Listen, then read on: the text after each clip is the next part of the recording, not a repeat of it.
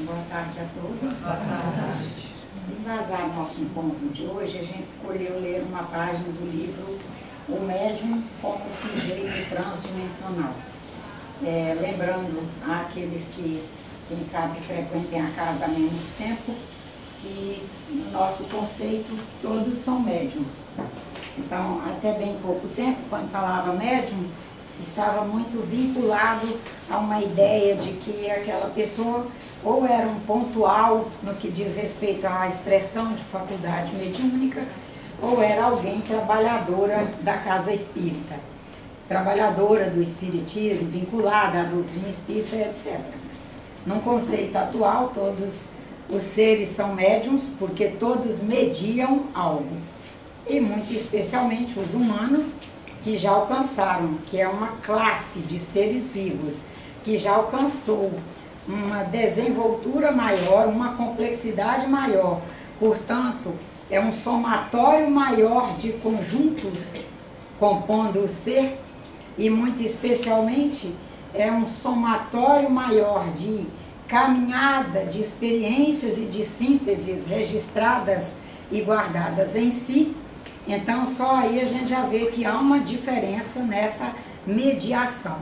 Então, desde aquela pessoa que nunca foi a uma casa espírita, aquele que já nasceu num lar espírita e continuou na militância, desde aquele que, num patamar bem alto, traz uma expressão de uma faculdade mediúnica avantajada, que é evidente, que é clara e evidente, etc., clara e audiente, e etc., até aquele que diz, eu não vejo nada, eu não sinto nada, mas na verdade ele vê, ele sente, ele, quem sabe não se dê conta, mas ele já vê, já sente, mas está num estágio que ele próprio não se reconhece, vendo ou assistindo ali e conseguindo até se dar ao luxo de se extasiar com as experiências mediúnicas dele.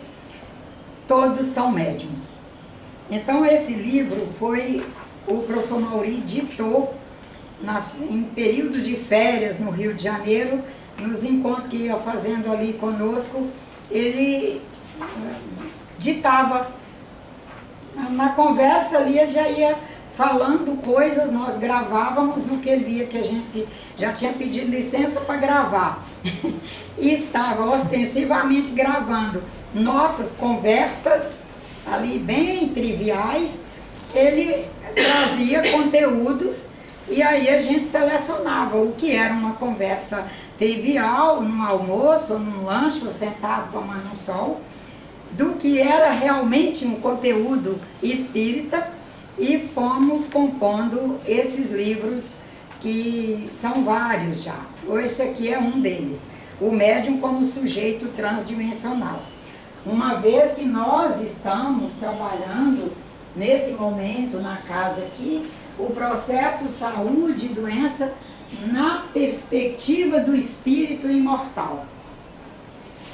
Fazemos questão de sempre lembrar que, mesmo que estejamos ali fazendo uma revisão no sentido de nossas responsabilidades com o que pensamos, com o que idealizamos, com as ideias que vamos colocando em movimento, para que possamos ir construindo um quadro de saúde mais robusto e cada vez mais continuado, que seja um quadro de saúde sem tantas interrupções, que consigamos fazer um quadro de saúde que não tenhamos que ir embora da Terra, no sentido de despojar do corpo físico, antes de ter feito um bom cumprimento do nosso projeto encarnatório. Mesmo considerando todas essas questões, sabemos que estamos vivendo sob a égide da teoria da incerteza. Não dá para prometermos a nós mesmos saúde continuada sem nenhuma interrupção. Não dá para ninguém prometer isto a nenhum de nós. Estaremos nos esforçando para fazermos o mínimo de interrupções possíveis no processo saúde. Estaremos nos esforçando para manter a nossa qualidade de vida, que nos permita o que denominamos saúde, pelo máximo tempo possível, porque investimos muito nesse projeto encarnatório. E quando dizemos investimos, nós estamos falando efetivamente no coletivo. Não é assim, cada um de nós investiu no seu projeto. Não, nós todos investimos no projeto encarnatório. Todo o processo cósmico investiu em nós, e muito especialmente a humanidade investiu em nós. Desde um primeiro momento que nós nos vinculamos a um ovinho recém-fecundado e começamos a receber todos os insumos da terra e todos os insumos da humanidade que chegarão a nós ali naquele processo de desenvolvimento fetal, que esses insumos estão todos chegando através do amor que a humanidade já expressa, do espírito de justiça, de solidariedade, fraternidade, cuidado, zelo, higiene básica, higiene pública,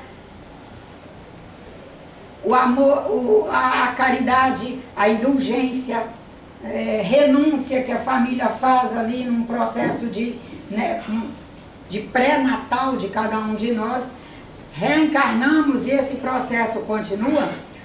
Aí quando a gente faz essa revisão de quanto houve de investimento para estarmos aqui na condição que estamos neste momento, seja com que idade estivermos, nós percebemos o quanto nós devemos a nós mesmos, à humanidade, ao cosmos, o dever de produzir qualidade de vida para fazermos saúde. E que essa produção depende de nós. Vou ler um trecho do capítulo 13, que se chama O Médium Espírita e a Saúde. É importante sabermos que cada um de nós, no conjunto sistemático do nosso ser, portanto, em todo o nosso sistema ativo de vida, existe a inteligência. Cada conjunto celular, cada órgão, todos os nossos humores, tudo é inteligente. É preciso treinamento para aprendermos a escutar o nosso próprio organismo. Nós estamos tão destreinados e tão despreparados que, ao sentirmos algum sintoma, por termos rompido com o equilíbrio que denominamos saúde, nós queremos fazer a socorrência, antes de mais nada, através de outras pessoas, de profissionais, socorrência com produtos externos, com medicamentos externos, e aí entram as pílulas, as cápsulas, e nada, às vezes, no sentido interior. Todas as vezes que sentimos uma dor, que é uma sensação extremamente desagradável, que não queremos que persista e nem queremos voltar a senti-la, devemos lembrar que temos internamente disparadores, como se fossem botões, que devemos imediatamente apertar já de início para curar a patologia. Isto não acontece de imediato, sem persistência, é necessário um treinamento. Se estamos com uma dor, devemos acionar estes disparadores internos, mantendo-nos a todos os instantes afirmando: eu quero fazer equilíbrio, quero manter meu organismo em equilíbrio, quero retornar ao equilíbrio. Os afazeres diários, as nossas lutas, as intrincações sociais, as posições do mundo moderno que tomamos conhecimento, o processo ultra rápido de tudo, não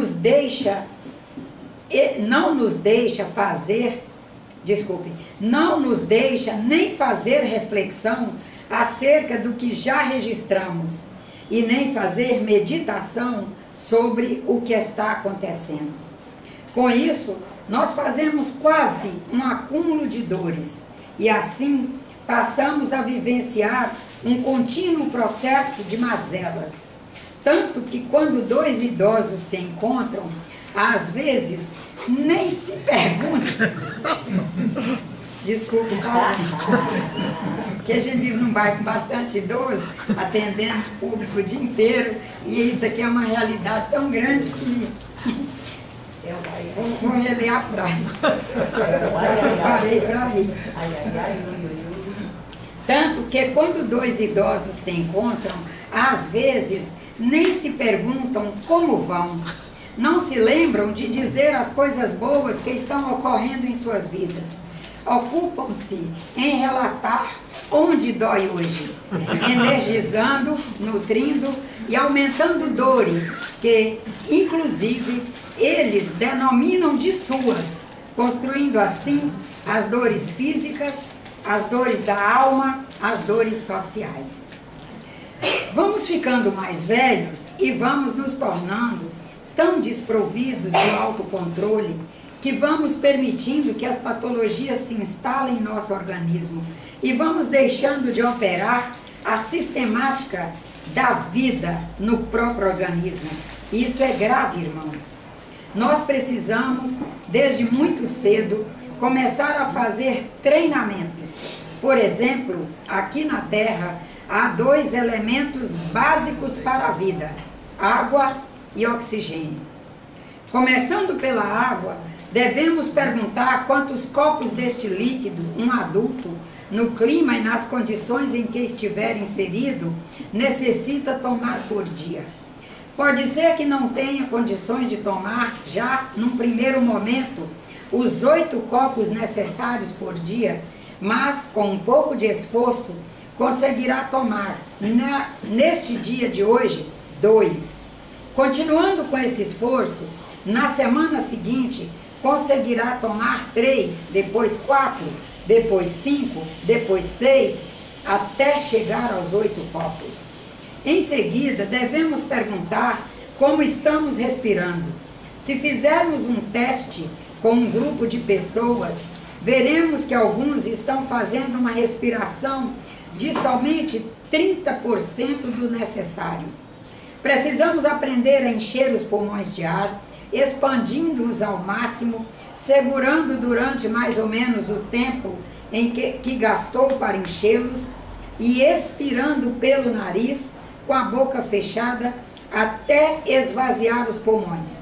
Quando então, devemos abrir levemente a boca, liberando o último residual de dióxido de carbono, fruto do metabolismo celular, que é tóxico ao nosso sistema, até que ele seja totalmente exalado e o pulmão completamente limpo de dióxido de carbono, até receber a próxima carga que retornará das células e nós, através dessa oxigenação, eliminaremos. É importante frisar que precisamos permanecer um tempo com os pulmões cheios de ar antes de soltar cuidadosamente. Podemos começar com 12 respirações de manhã, 12 respirações na hora do almoço, 12 respirações antes de dormir, todos os dias, porque o nosso organismo é sistemático, ele vai seguir nossa norma, desde que alcancemos a sistemática inteligente da disciplina. Se fizermos hoje, mas não fizermos amanhã, fizermos de novo depois de amanhã, ele, além de não ter um padrão, se perderá porque não conta com a regularidade necessária. É como se fosse uma bússola que não tem mais o poder de marcar norte e sul. Ele perde, assim, os ritmos da vida. Nós precisamos rapidamente recuperar esses ponderais que representam cadeias rítmicas e verificar como funcionam. Elas não vão funcionar imediatamente, mas vão se ajustar e funcionar. Experimentemos essa respiração a partir de hoje, antes de nos deitarmos para o repouso diário. Perguntemo-nos quantos copos de água ingerimos hoje e comecemos a fazer anotações até nos acostumarmos. Isto vai melhorar muito nossa situação de oxigênio e dos líquidos que precisamos. Seguido a isto, vamos refletir sobre o pensamento. Quantas vezes ao dia temos pensamentos negativos? Anotemos. Perceberemos que são muitas vezes. Deus colocou na natureza algumas plantas que têm uma representação muito grande.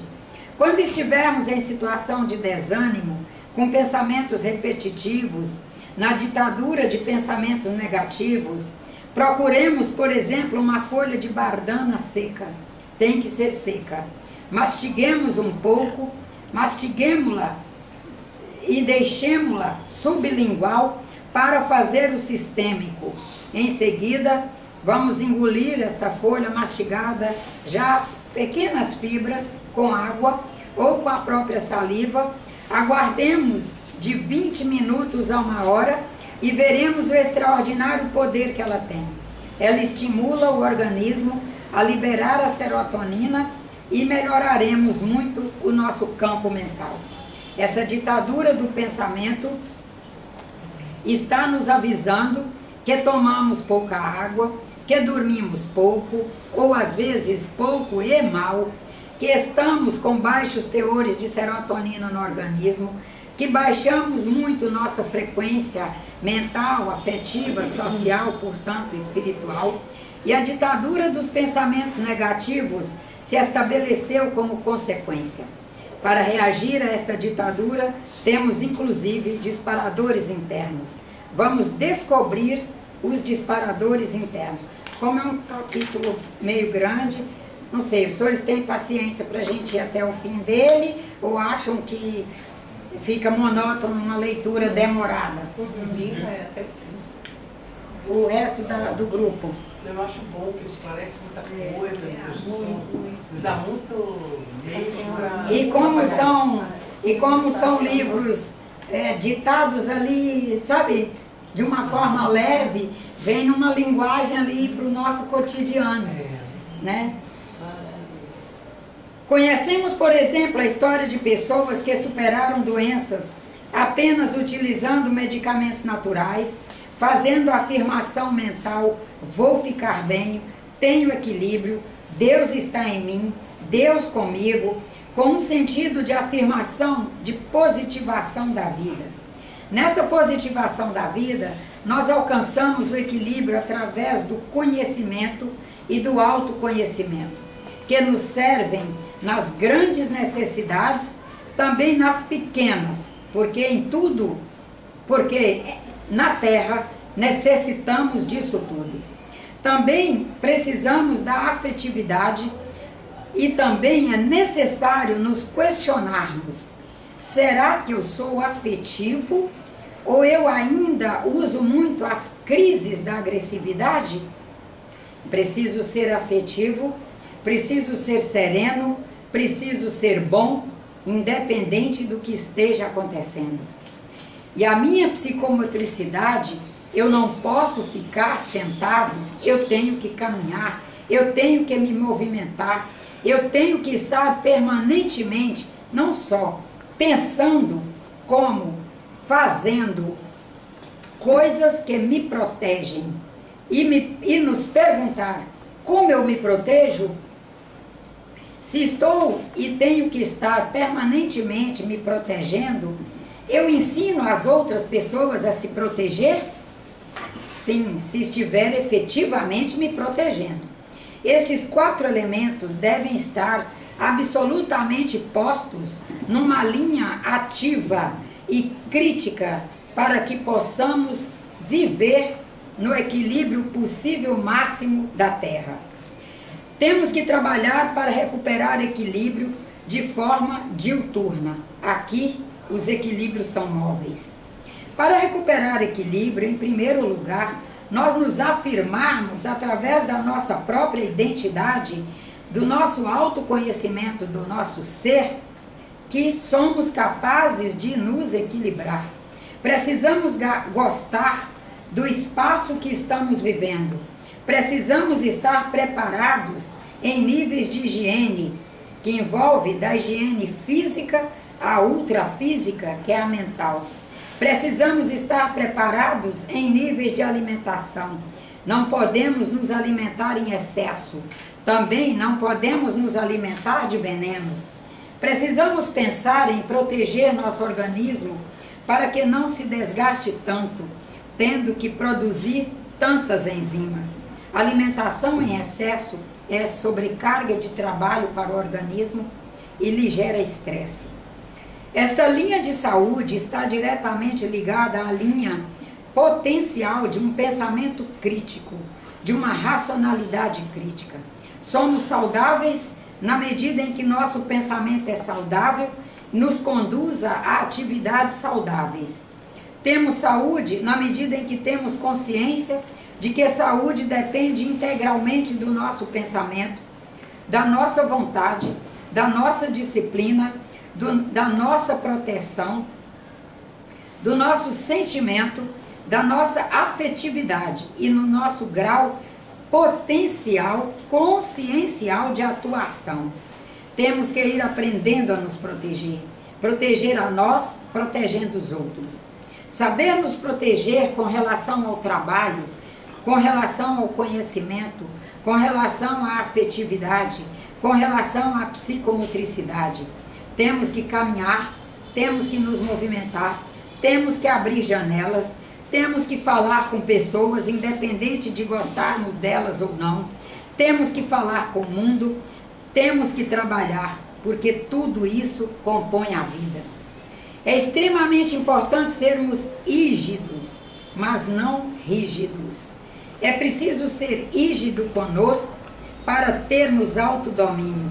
Ter saúde, tem saúde aquele que tem autodomínio, aquele que procura se conhecer, aquele que procura se auto-administrar.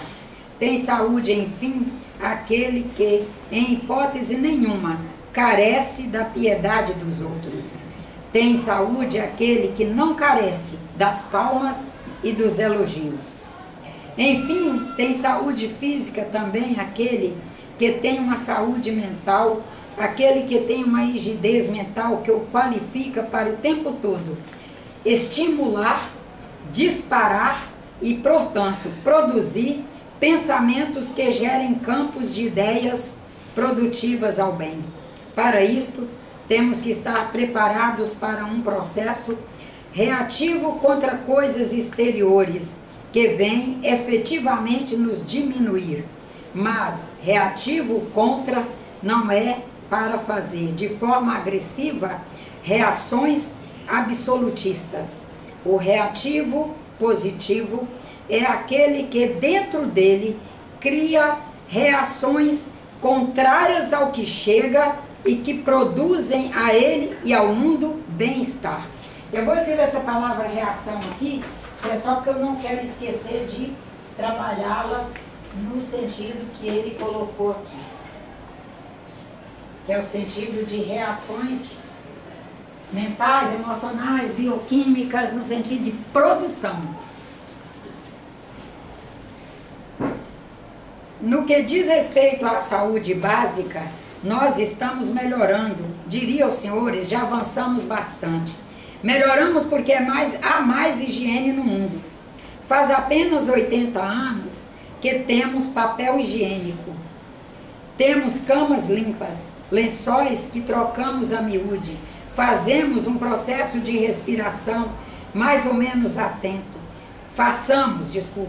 Um processo de respiração mais ou menos atento. Estamos já prontos para cuidar dos exercícios. Cozinhemos mais em casa, filtremos a nossa água. Tenhamos uma consciência de que devemos repousar e repousemos. Tenhamos consciência de que nos alimentamos também através dos contatos com as outras pessoas e que tudo isto aqui na Terra compõe a vida.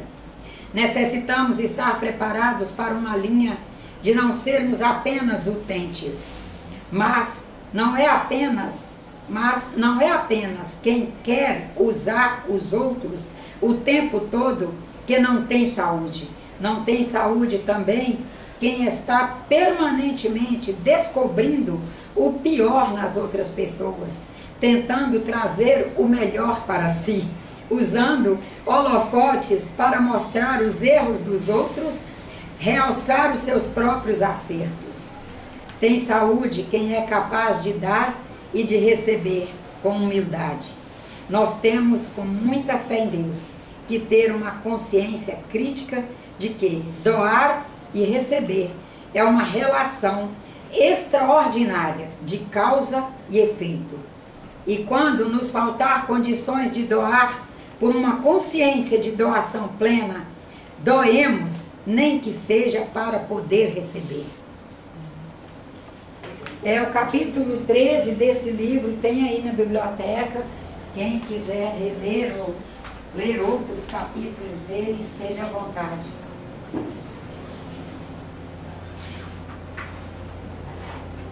O mais incrível era sentar com alguém assim, para comer salada com quinoa, saladinha com arroz integral, ali numa mesa, não é nada almoço de longas horas, não, é uma salada e uma lasanha com proteína de soja, que era reduzir o tempo de preparação da comida para aumentar no tempo de conversa. Mas durante essa saladinha com uma lasanha com proteína só, já vê logo que não é uma comida que a pessoa fica horas ali comendo, né? Fica saborosíssimo, fica. Mas não é como um churrasco que as pessoas passam horas. Entre esse tempo, uma frutinha e um café, 40 minutos depois, tinha dia que ele ditava 10 capítulos. Começou ditando um, foi avançando, o Evaí com um gravadorzinho ali, e houve dia que ditou 10 capítulos de livro. Todos assim, nesse padrão, de uma ordem que o livro é reespiritualizador, nos qualifica para esse espírito que está aqui na Terra, são todos eles muito voltados para a caminhada com o melhor aproveitamento possível de um espírito no planeta Terra.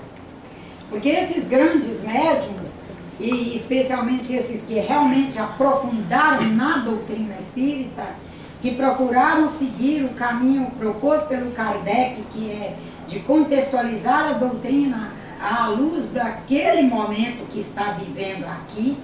A proposta do Kardec é essa, que a doutrina tem que ser contextualizada para que o Espiritismo seja uma religião que nos leve a uma fé racional. Essa é a proposta do Kardec. Esses grandes médiuns que vão a fundo nessa proposta do irmão Kardec, eles não têm conosco, que estamos ali com eles, que somos todos nós aí, uma preocupação com depois do nosso desencarne. Eles trazem a convicção de que o polissistema espiritual é organizado, valente no bem, e que todos os espíritos, sem exceção, têm direito à assistência diuturna. Está encarnado, tem assistência. Tomemos o caminho que tomarmos, façamos as piores escolhas no que diz respeito ao bem, a assistência dos espíritos bons está ali. Nós escolhemos por livre-arbítrio caminhos tortuosos, mas não porque nos falte assistência. Essa assistência que é diuturna, essa imanência do Pai em cada um de nós, que também só de chamar imanência já está dizendo que é diuturno, não é Deus saindo, chegando, abandonando. Continua no pós-desencarne com um detalhe. Eles todos têm, todos esses grandes médiuns, uma preocupação enorme que o processo de educação aqui na Terra leva o espírito que reencarna a não receber a melhor orientação possível para todos os dias fazer seu processo de adaptação à cultura aqui no planeta. E assim uns se perdem por faltar um processo de adaptação adequada à cultura, um processo de educação adequada que conseguisse ajudá-los a caminhar pelas melhores estradas. Mas que isso não é o que acontece no polissistema espiritual.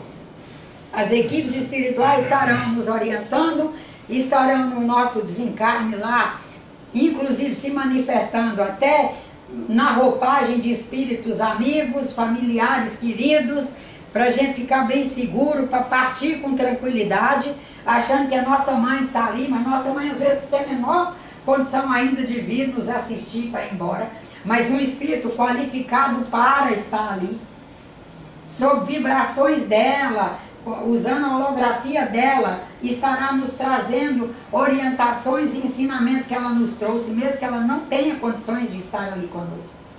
Mas eles estarão munidos de informações na comunicação com esses espíritos, no caso aí dei exemplo de mãe, nos orientando para desencarnar, nos orientando no pós-desencarne, nos encaminhando, nos ingressando em novas equipes de trabalho. Então, o polissistema espiritual não é preocupação para um bom espírito. O bom espírita, a maior preocupação dele é como eu estou usinando os meus campos para eu fazer as melhores interações possíveis, sintonizar com o que é compatível com o meu projeto, com pessoas compatíveis com o necessário para o meu projeto encarnatório andar de forma saudável, para eu produzir o que vim para produzir. Quando falamos em saúde na casa espírita, nós estamos falando de saúde integral. É saúde envolvendo os 3 conjuntos principais que norteiam a vida de uma encarnada aqui na Terra. Então, nós já pusemos aqui o ser humano, uma unidade complexa. Complexa não é difícil, quer dizer uma unidade composta por inúmeras variáveis e por inúmeros níveis de realidade. Enxergamos com os olhos da matéria essa realidade aqui, que apalpamos e etc. Apalpamos com os olhos, com a sensibilidade que nos leva a ter movimento nas mãos, psicomotricidade, apalpamos com esse conjunto dentro de uma linha mecânica, mas nós apalpamos também com o sensível. E nós irmos nos dando ciência disso, porque consciência nós temos, se Deus quer consciência plena imanente em nós, consciência plena nós temos. Nós vamos nos dar ciência. E especialmente essa página do professor Mauri é um convite a isso. Olhe mais para você, olhe mais para o seu existente. Ele é muito maior do que você enxerga. Ele está em movimento, ele está em evolução. O que você não alcança agora, você pode alcançar daqui a pouco. Siga em frente, mas siga olhando para frente. Nós trazemos uma característica cultural. Não estou falando nós, falando mal de brasileiro, não. É a humanidade. Nós, humanos, trazemos a característica de olhar muito para trás e muito pouco para frente. Porque não estamos no presente, do presente para diante. E nós temos que nos dar a ciência que nós podemos usar o passado como um recurso, no sentido de que isso eu já sei que eu não devo fazer. Isso eu já sei que é bom e que eu posso evoluir. Então o passado, para isso, ele é maravilhoso. Mas é só para isso. É no presente, é como esse sistema inteiro das 3 unidades, espírito, que é a essência eterna, que é o autor, que é o escritor de sua história, é o autor da história, é o escritor de sua história, que é quem traz a sua cultura e o tempo todo não só traz uma cultura, movimenta uma cultura, que é um verdadeiro meio vivo, producente. E ele está com o seu perispírito, que é um campo que o espírito produz para exatamente fazer a sua integração com meios de níveis de realidade diferentes. Porque se esse aqui é uma essência quintessenciada, teria dificuldade em se vincular a níveis de realidade, de densidade tão mais alta. Seria como se ficasse dois aparatos que não se ligassem. E os espíritos, eles se ligam efetivamente aos meios materiais graças a esse campo que eles constroem. Cada espírito tem o seu perispírito. Um campo que vai de uma densidade, que é tudo campo. Até bem pouco tempo os espíritas trabalhavam matéria e espírito. E era quase como se o espírito estivesse em volta da matéria. Era como se o espírito não ocupasse todos os interstícios celulares, todos os, como ele disse aqui, todos os fluidos, todas as células, todas as estruturas, todos os fluidos corporais. O espírito está ali, graças ao perispírito, que ele o tempo todo vai atualizando, na medida que ele, espírito, se atualiza e vai se tornando cada vez mais sutil, porque mais evoluído, vai lidando melhor com campos mais essencializadores e, portanto, de energia maior. E ele vai se tornando cada vez mais sutil. Ele vai construindo um perispírito que o permita vincular aos meios onde ele precisar atuar. O espírito quer reencarnar e precisa fazer determinada caminhada. Ele vai conseguir se vincular a um ovinho lá no início, recém-fecundado, e vai continuar ali gerenciando a embriogênese, e vai continuar aqui integrado nesse corpo, enquanto esse corpo conseguir ser um servidor razoável, ele vai estar integrado através do perispírito, que por ser semimaterial, permite que o espírito se vincule. E o espírito vai colocando, plasmando ali no perispírito, os pontos essencializadores para absorver energia cósmica, aí é ligada à Terra, porque assim como nós precisamos dessa energia do espírito, nós precisamos da energia cósmica aqui, Terra, para fazer nossas produções. Inclusive as produções bioquímicas que precisamos. Porque nós estamos planetários. Encarnados, estamos planetários. Precisamos fazer integração com o conjunto. E um conjunto bioquímico, que até então a gente dá nome de corpo físico, onde o perispírito vai imprimindo as orientações do espírito, muito especialmente através dos plexos, que em algumas culturas, ou alguns eixos de estudo e de filosofia, inclusive, são chamados de chakras, e que é a mesma coisa.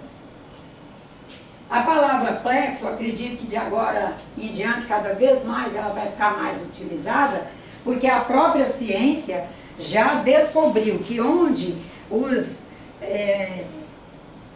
religiosos vinham dizendo de forma quase empírica, mas na verdade não era empírica, porque era sob a orientação dos espíritos, mas que a gente ainda não tinha comprovação de ciência, só que agora tem, que esses pontos que estudamos como chakras nas religiões e na ciência e nas correntes filosóficas ligadas ao espiritual, que é o chakra coronário, o chakra frontal, o chakra laríngeo, o chakra cardíaco, o chakra esplênico, o gástrico e o sexual, que nestes pontos, no corpo humano, interconectam e cruzam vários cordões nervosos que permitem que estas regiões sejam regiões não só ultra sensíveis para recolher, como regiões altamente produtivas no sentido de produção de energia através das conexões e distribuição para o resto do organismo. E a ciência já trata como plexos, né? Claro, ela não segue essa mesma denominação, mas é um caminho e a gente está aí, vamos... Hã? E é a mesma coisa. Esse espírito, que com seu perispírito e seu conjunto bioquímico, enquanto está aqui encarnado, vai o tempo todo produzindo, através desses corpúsculos todos que nos compõem, que vão desde corpúsculos no sentido de energia sutil, porque o que já está para nós, graças a Deus, é que se até então energia era considerada só como onda, hoje não é mais. Energia hoje já é tida na ciência como onda e partícula. Então aí está de acordo com isso aqui, né? É o espírito, porque se ele é a energia quintessenciada, que gerencia todos os processos, é quem pensa, quem age, quem idealiza, quem movimenta esse campo sutil. Quem sabe até então tivéssemos dificuldades de ver como ele se compõe. Uma onda, mas essa onda, e aí, vem de onde? Não, ele é corpuscular. Porque quando diz que uma coisa é partícula, toda partícula é formada por seus corpúsculos, que permite a ela ser uma unidade. Toda partícula é uma unidade e é uma unidade complexa. Já existimos lá desde uma base, trazendo uma complexidade. Esse espírito, com seu perispírito, com seu conjunto bioquímico, mas quando ele está desencarnado, isso aqui vale para a função também quando não está encarnado. Mas vamos pensar num espírito encarnado. Esse conjunto que está aqui, o tempo todo, ele existe, existindo nele um campo imaginário que permite a cada um de nós uma propriedade imagética. Nós produzimos imagens. Esse imaginário nos permite produzir imagens, e sobre essas imagens nós vamos jogando imaginação, e assim nós vamos não só gerando, modulando e dando forma ao que nós denominamos pensamento. É um conjunto trabalhando, quando a gente, só pedagogicamente, que a gente fala isso separado, né? Campo imaginário, que nos permite um imagético, que nos permite imaginação. Isso está acontecendo ali, simultaneamente. E o pensamento, o que nós descrevemos como pensamento, esse movimento. E o nosso grande cuidado é percebermos, como ele disse aqui, quando é que nós estamos permitindo que o nosso imaginário, nosso campo imaginário, que é uma riqueza a gente trazer, que nos permite, ao pensar uma coisa, nós já damos imagem a ela e já compomos e holografamos nos espaços e em nós, porque nós somos o primeiro espaço que está ali recebendo em primeiríssima mão o movimento desse conjunto.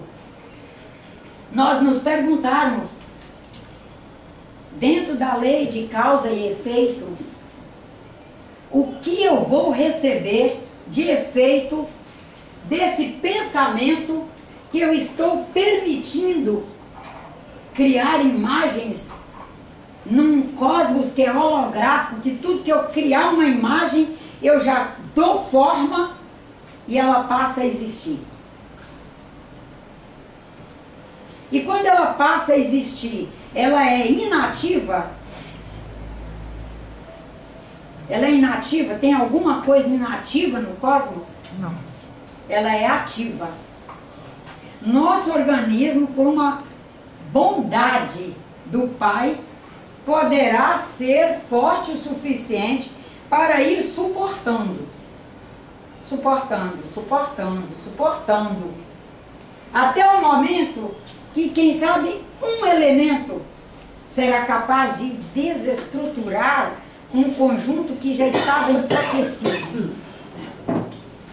Esse elemento pode ser um vírus, mas pode ser uma bactéria, pode ser um fungo, mas também pode ser um ácarozinho, também pode ser uma partícula de mercúrio, mas também pode ser de enxofre, também pode ser de chumbo.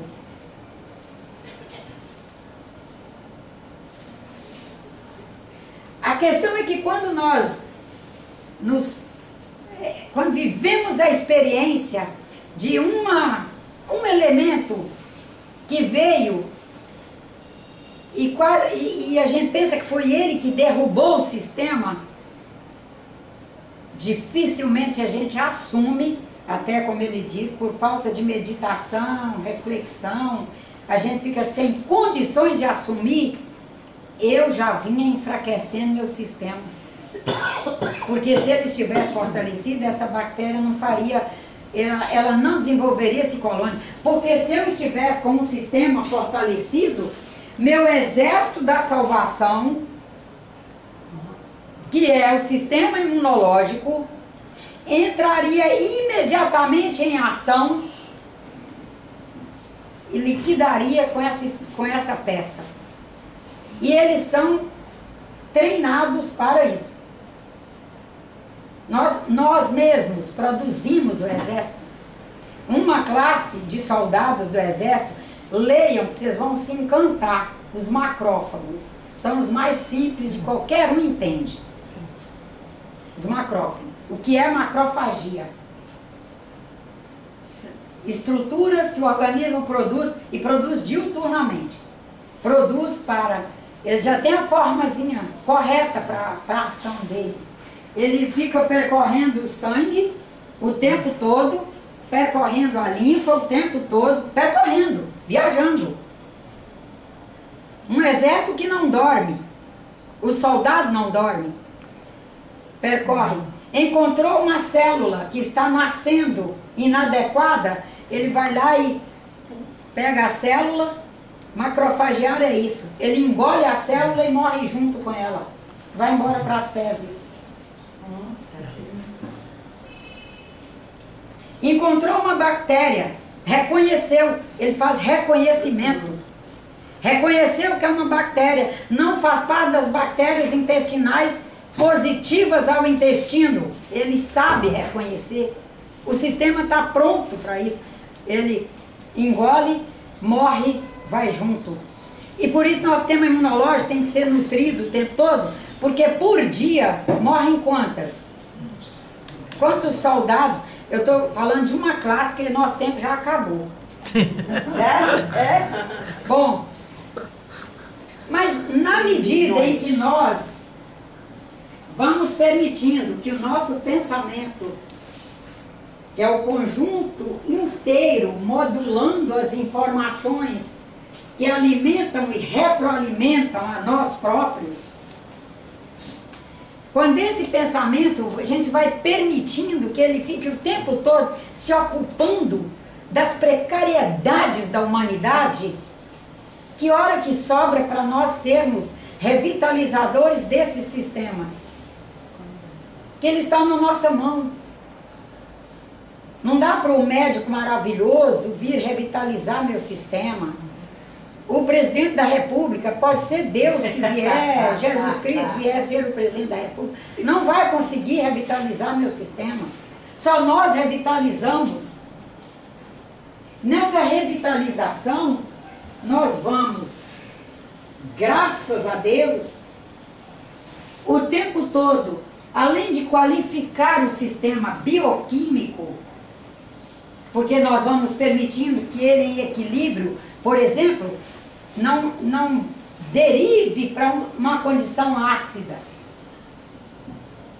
que muito especialmente é a adrenalina, que acidifica ali sem parar, porque quando nós ficamos irritadiços, desesperançosos, sem condução racional do nosso pensamento, ficamos adrenalínicos, nós ficamos o tempo todo despejando uma substância ácida, ácida.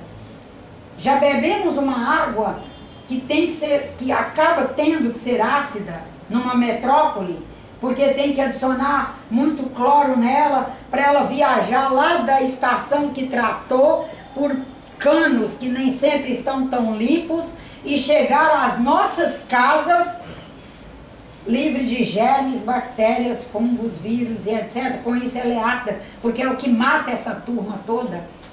Se nós já precisamos beber água ácida, não alcalinizamos, porque a cultura ainda não nos ensinou isso, e ainda ficarmos acidificando, ácidos, nós ficamos, é um ciclo que se alimenta e retroalimenta de verdade. Na medida que eu fico ácida, eu fico mal-humorada, não tenho equilíbrio para estudar coisas boas, sou capaz de ligar para a pessoa que menos fala coisa boa, porque aí é a interação dos campos, nós estamos falando de campos também. Nesse processo, nós vamos fazendo um campo ideatório que nos permite formular pensamentos muito ruins, muito pobres. Sofremos uma desvitalização em que perderemos a nossa capacidade de produzir saúde, que é resultado de um viver em sintonia com as leis cósmicas. Mas essas leis cósmicas são o amor, é a vontade de estar em interação com os outros, a paciência para com os outros, a certeza de que vivemos com pessoas completamente diferentes de nós. Se aparecesse um rapaz igualzinho a mim, eu ia escolher para casar? É claro que não, ué.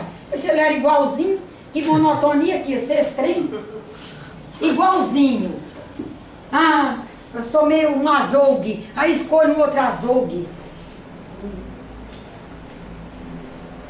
O rapaz é a mesma coisa. E nós ali vamos, no dia a dia, todos os dias, os filhos que vêm também reencarnar através de nós, ué, nós somos ceareiros, nós somos semeadores. Filho com uma vocação para o espiritismo enorme, vai nascer aonde? Numa casa de pais materialistas. Não vai sobrar para vir para minha casa, ué? Para minha casa vai vir aquele que eu vou semear. Respeitam, tratam bem, fazem todos os socorros na área da informática para eu conseguir fazer os trabalhinhos do espiritismo. Pacientemente, nunca dizem que já cansaram de me ensinar. E vão, e fazem, e ensinam, e ajudam, e produzem slide, e não sei o quê. Pacientemente. Ah, mas vi com os pezinhos deles caminhando para cá no dia a dia, aí já seria querer demais. Já não seria querer justiça. Porque às vezes nós pensamos justiça atrapalhado.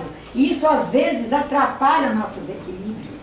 Atrapalha a nossa produção de saúde. A gente pensa assim, por justiça, Deus tinha que ter me dado uns filhos que fossem espíritas. Não, por justiça Deus pôs filhos com essa vocação toda numa casa de pais que estão lá se engalfinhando pelo materialismo. Aí vem um filho espírita ali, ou vem com uma vocação evangélica, uma vocação católica, né? Uma irmã aqui, o sobrinho é padre maravilhoso no Canadá, numa família que ninguém tinha vocação religiosa, nenhuma. E ele veio, desbravou até ir parar num seminário no Canadá, faz um trabalho maravilhoso lá. É a justiça divina, né? Fazendo os equilíbrios. Um dia desse, a pessoa estava super feliz lá, um da família, que é uma mãe lá do Canadá, uma senhora, tão feliz com a prestação de serviço daquele rapaz na comunidade, queria oferecer uma passagem para ir a Jerusalém para alguém da família. Lá foi uma pessoa que não teria condição nenhuma de parar, sair daqui, ir para o Canadá, do Canadá para Jerusalém, voltar, ver de novo o menino no Canadá, voltar para o Rio de Janeiro. A justiça divina operando no sentido de colocar os semeadores e os semeandos juntinhos ali, no sentido de a coisa andar. Porque quando falamos em sintonia com leis cósmicas, a compreensão é lei cósmica. Porque às vezes a gente fica pensando que a lei cósmica, aí a gente já pensa logo em padrões altíssimos na área da ciência. Não, é o que está aqui na nossa mão, no nosso dia a dia. É a lei de amor, é a lei da solidariedade, é a lei da justiça, da renúncia, da compreensão, sobretudo compreender por que estamos juntos. Mas não ficar procurando muitos motivos, não. Quando a gente acha um, por esse um nós serenamos a nossa alma, serenamos essa mente meio rebelde nossa. E toda hora que a gente começar a se indispor, a gente diz, e esse ponto, você parou de reconhecer? Parou de reconhecer esse ponto, garota? Vamos lá, levanta. Já está idosa para não enxergar. Aí a gente se apruma. Nesse conceito aqui de saúde, sendo resultado da sintonia com leis cósmicas, e de acordo com a nossa abertura de consciência, nós irmos buscando autoatualização, a gente saber que Deus não pede o que alguém ainda não tem para doar.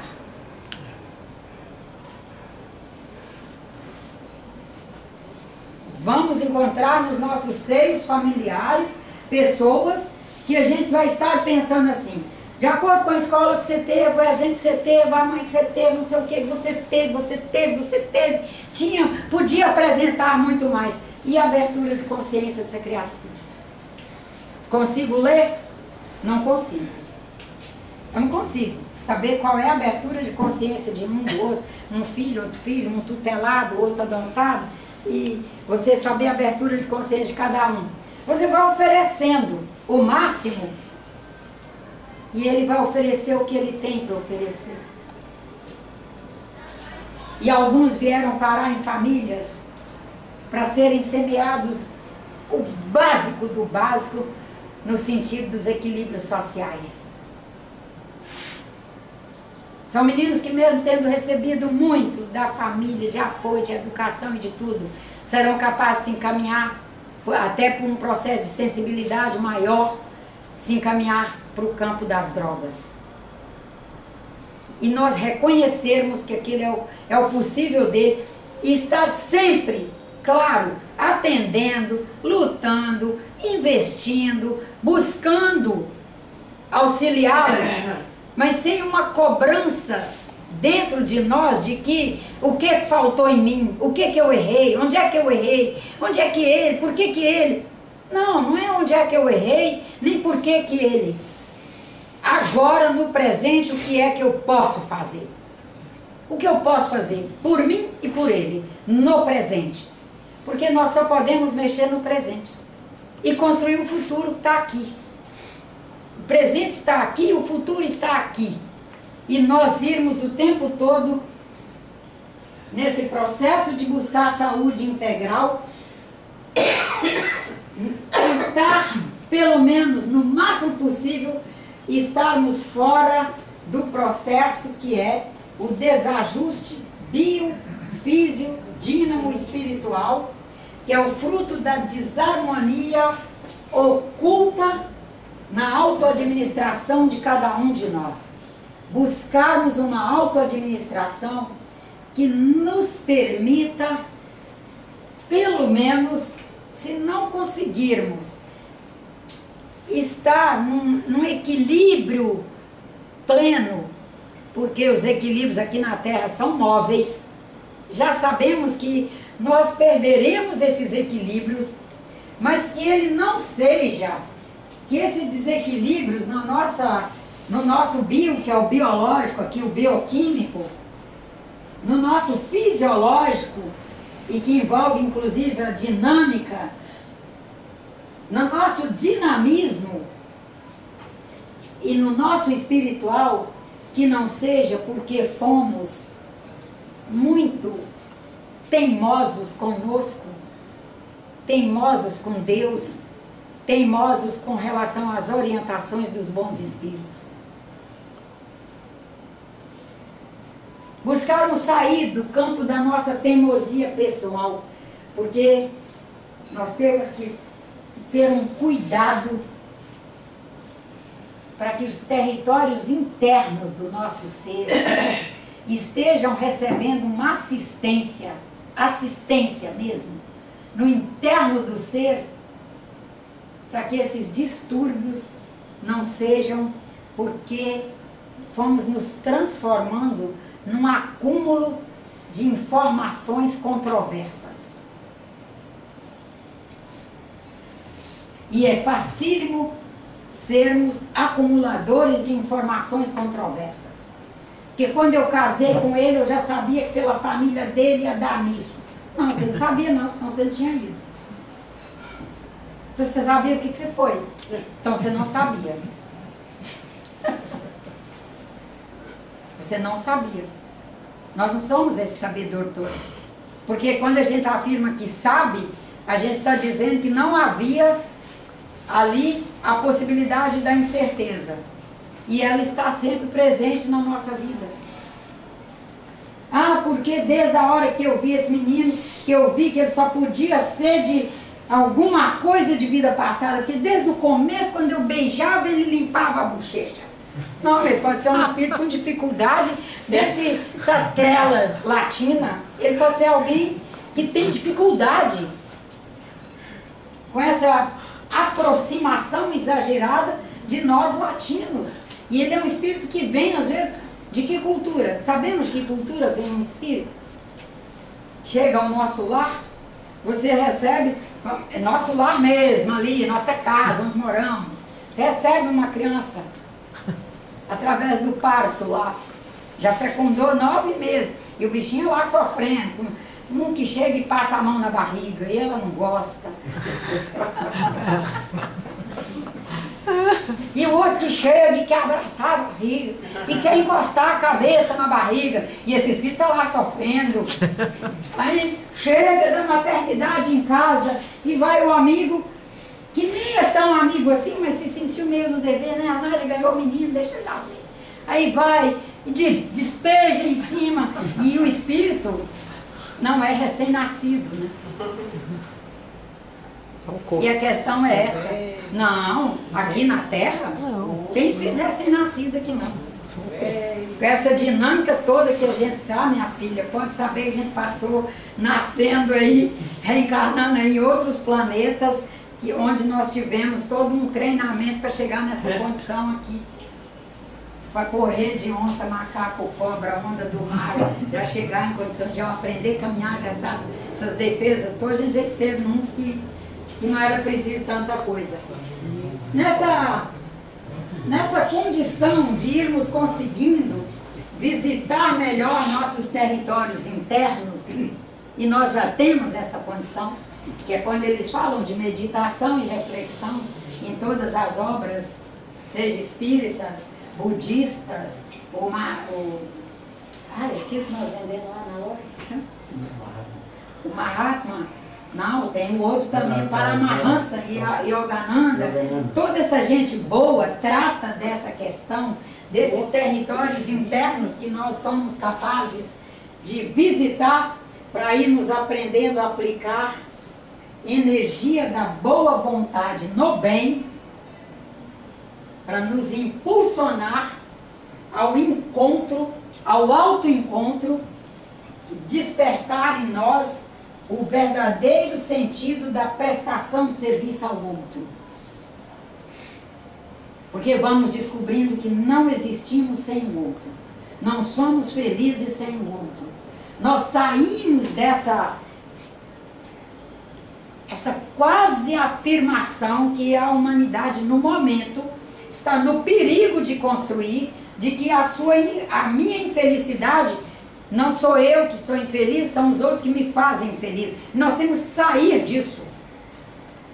Porque é o contrário. O dia que todos os outros resolverem virar as costas para nós, nós não nos sustentaremos. Poderemos ser muito ricos,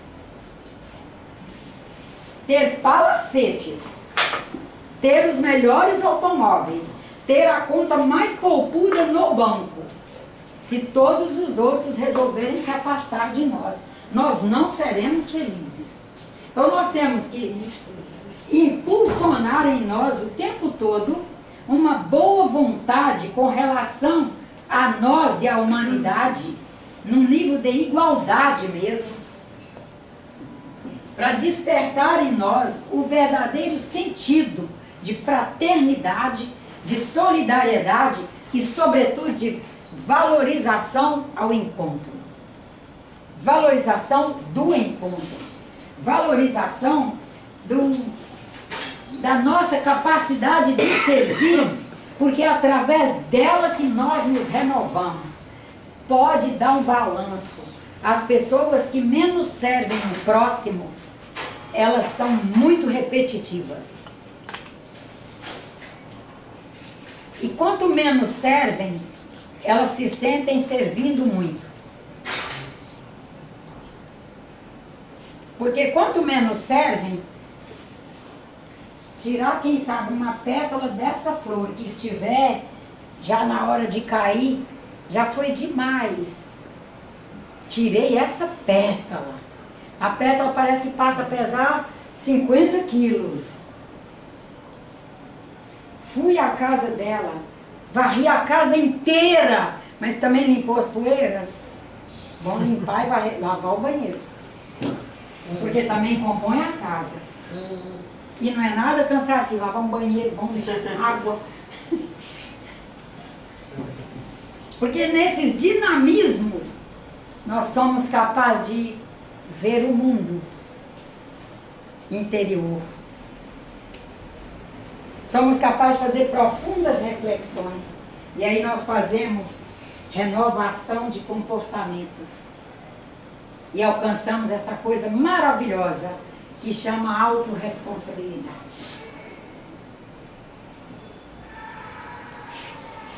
E que nos faz ser saudáveis. Saudabilidade não quer dizer que estejamos com a saúde perfeita. Um reencarnou com um fígado que lá no fabrico inicial foi a menor, não produz todas as enzimas necessárias. Mas ele alcança a saudabilidade na medida que ele, num processo de autorresponsabilidade, renova seus comportamentos e se administra no mundo da fartura da comida como ele precisa. Come o necessário, ajusta para o alimento que é certo e segue muito feliz, portanto saudável. Vai ter um outro que reencarnou com uma perna mais curta. Aí ele arruma um jeito de se adaptar àquela perna e produz saúde com ela. Porque é ela que ele tem nessa encarnação. E hoje já tem até os aparatos para melhorar tudo isso. Mas se ele não tiver, pode saber que ele dá um jeito.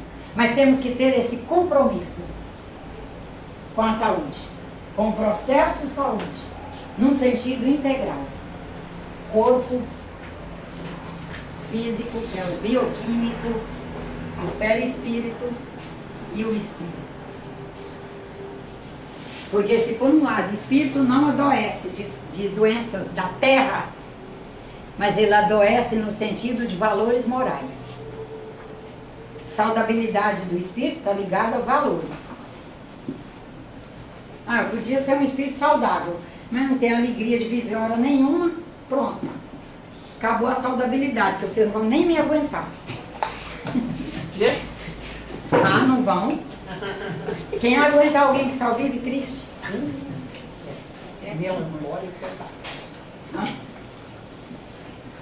Eu só quero acrescentar duas coisinhas.